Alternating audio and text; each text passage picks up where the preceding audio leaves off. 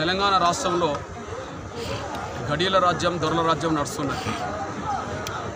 ఈ గడియల రాజ్యం దొరల రాజ్యం పోవాలంటే టీఆర్ఎస్ను ఓడించాలి. టీఆర్ఎస్ను ఓడించడం ద్వారా దొరల రాజ్యం రాదు. టీఆర్ఎస్ను ఓడించడం ద్వారా పేదల రాజ్యం రాదు. టీఆర్ఎస్ను ఓడించి కాంగ్రెస్ని గెలిపితే పేదల రాజ్యం రాదు కదా, గడియల రాజ్యం పోదు కదా.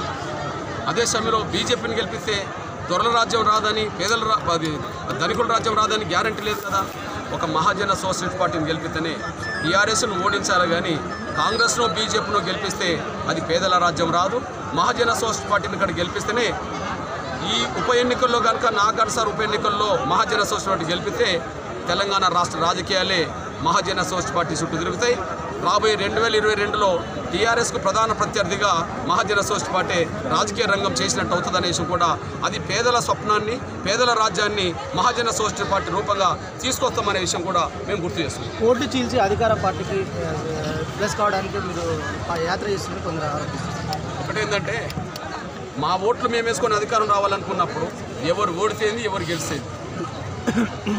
మా ఓట్లు ఎస్సీ, ఎస్టీ, బీసీ, మైనారిటీ వర్గాలకు సంబంధించిన వాళ్ళం 93% ఉన్నాం కదా. 93% వాళ్ళకు 93% మంత్రివర్గాల చోటు ఎందుకు లేదు?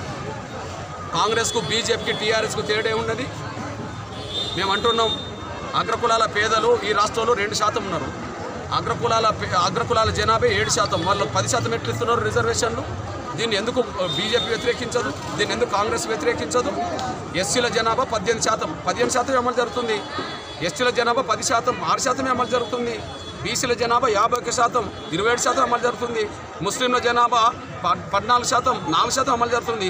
ఎస్సీ, ఎస్టీ, బీసీ మైనారిటీ వర్గాల్లో జనాభా దామాష ప్రకారం రిజర్వేషన్ లేనప్పుడు అగ్రకులాలే 10% లేదు, 7% ఉంటే వాళ్ళు 10% రిజర్వేషన్ ఎట్లా అమలు జరుగుతాయి?